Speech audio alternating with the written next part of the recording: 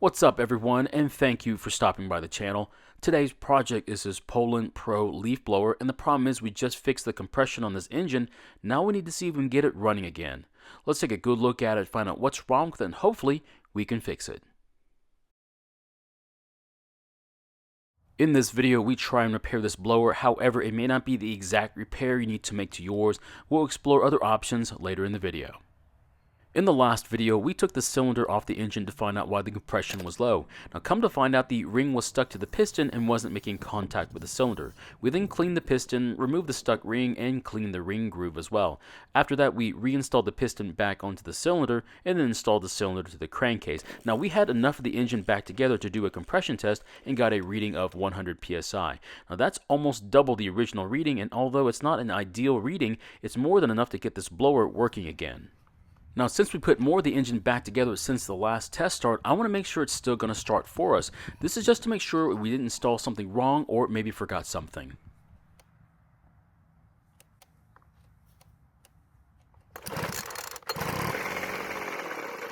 Fortunately, it still starts, so now we can move on to the things that might need to be replaced. The first thing that I see that might need attention are the fuel lines. They become discolored and have hardened just a bit, but they're still usable. The same goes for the primer bulb. It's become discolored, and even though it still works fine, it could break at any time. What we don't want to happen is the primer bulb or fuel lines breaking when you're in the middle of a job, so replacing these parts is cheap insurance. Another thing we need to look at is the broken choke lever. If the engine is cold, you have to use the choke, otherwise it's impossible to start without putting fuel in the carburetor's throat. Now this lever is only $10 online, however, I do have a parts blower, so I already have it. The thing is, you don't need this lever as long as you have some pliers to rotate this choke, so I consider this part to be optional. If we look inside the fuel tank, you can see the fuel filter is still connected to the fuel line, which is great news. Now, if the filter was off the line, we need to remove the carburetor and clean the internal screen for debris.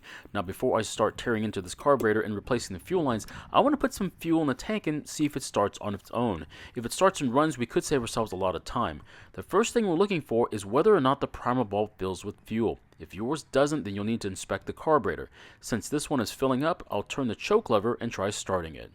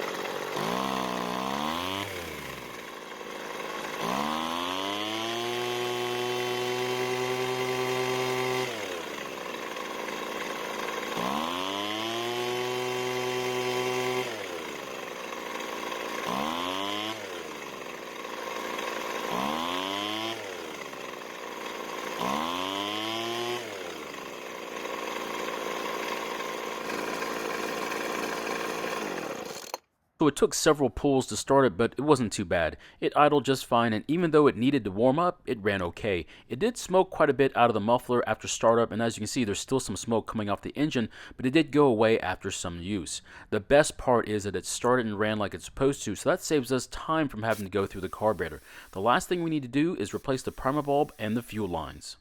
I do need to remove the filter base, that way I can get to the primer bulb. I also want to explain that this is technically a purge bulb, not a primer bulb, but I don't think it really matters, as you can find this part labeled both ways online.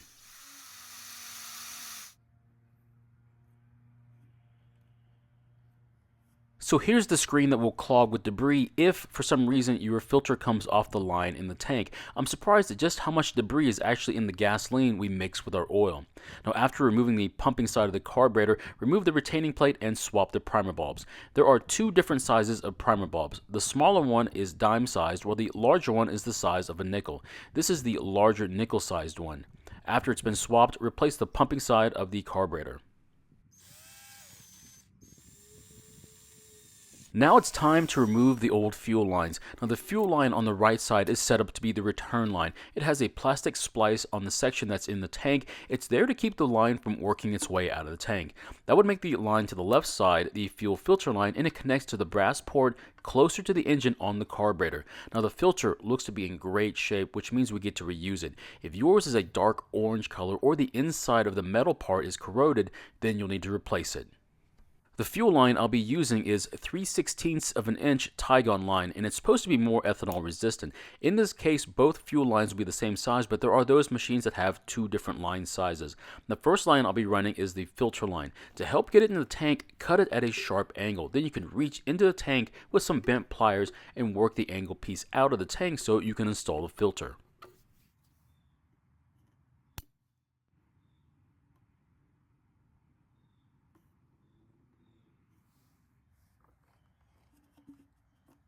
Now, when you push your filter back into the tank, make sure there's enough fuel line in the tank that the filter is sitting on the far end of the tank.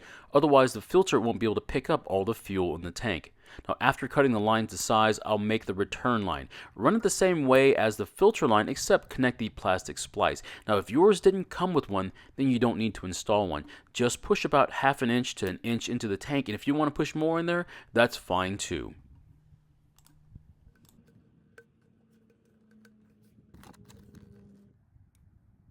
When installing the fuel lines, the fuel filter line goes on the brass port closer to the engine, and of course that means the return line goes to the other port closer to the primer bulb.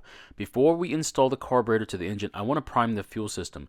Fuel should flow through the filter line and into the carburetor and then fill the primer bulb. It then should come out of the return line and back to the tank.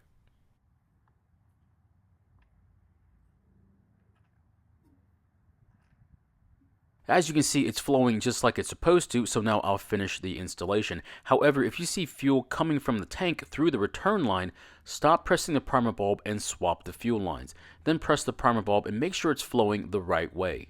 Now, when installing the filter base and the carburetor, make sure you install the gasket that sits between the carburetor and the engine, otherwise the engine may not run properly or even start.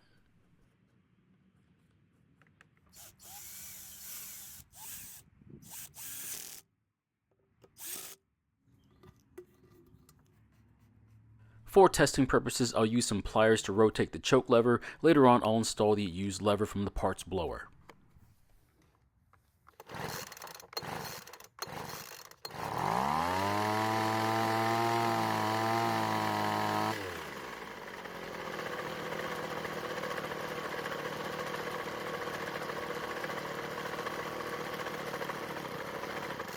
So it took 4 pulls to get it started, which isn't bad considering the low compression number. Now the plan is to use the blower for about an hour and then get a new compression reading. Hopefully it'll be higher than 100 psi.